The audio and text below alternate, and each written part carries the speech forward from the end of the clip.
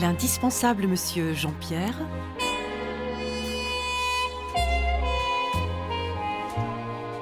chroniqueur mondain.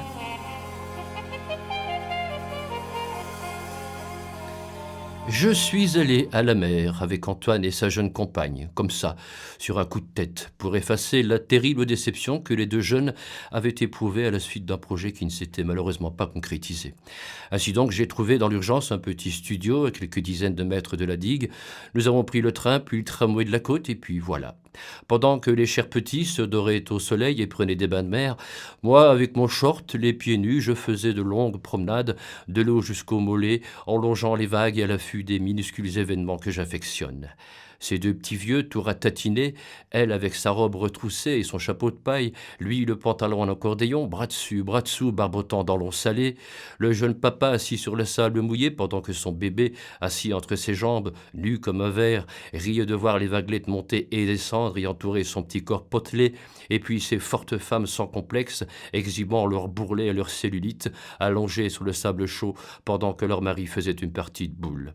J'ai trouvé tout cela absolument charmant et même émouvant. Tous ces gens qui ne peuvent s'empêcher de pratiquer le badminton, le tennis, le volleyball, le football, et qui, le soir venu, se promènent le long de la digue, prennent un verre aux terrasses et bistrots, les gosses qui foncent à toute allure sur leur vélo ou leur cuistax. Bon, tout ça ne vaut pas un clair de lune à Maubeuge ou des vacances au Kremlin-Bicêtre, mais je me suis senti bien détendu, calme et serein.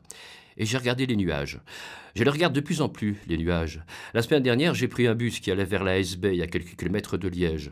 La Hesbaye, c'est plat, un peu comme un avant-goût des Flandres, et le ciel paraît plus vaste. Je suis descendu du bus au hasard et j'ai marché, le nez au ciel. Il y avait là-haut un spectacle de toute beauté. Des nuages, des tas de nuages, des grilles presque noires qui roulaient et roulaient au premier plan, et plus haut, des grilles légers et floconneux avec les bords illuminés par les rayons obliques du soleil. Ne riez pas, mais les nuages, il me semble qu'ils ont des choses à me dire, qui ont à voir avec l'éternité. J'ai ressenti la même chose assis sur le sable encore tiède, en regardant le soleil se coucher le dernier soir de notre séjour. Là aussi, c'était grandiose, au-delà des petites et mesquines contingences de nos vies, qui passent si vite. Les nuages, eux, et le soleil, se disputaient les faveurs du ciel bien avant que notre espèce ne voie le jour.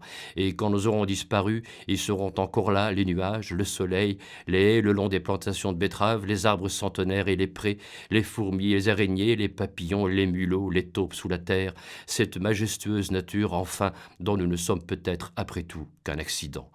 Je suis allé au cinéma aussi et j'ai énormément vibré en voyant le merveilleux film du coréen Kim Ki-duk. Ça s'appelle Printemps, été, automne, hiver et printemps. C'est d'une immense poésie, c'est une leçon de philosophie orientale et c'est une fable qui nous dit que l'amour humain peut mener au parfait bonheur comme au pire tourment. En rentrant ce soir-là, en compagnie d'un verre de vin, je me suis remis en mémoire quelques-uns des préceptes de Lao Tse et j'ai longtemps savouré le silence de ma cour-jardin en suivant le lent et langoureux cheminement d'un énorme escargot avec sa maison noire sur le dos.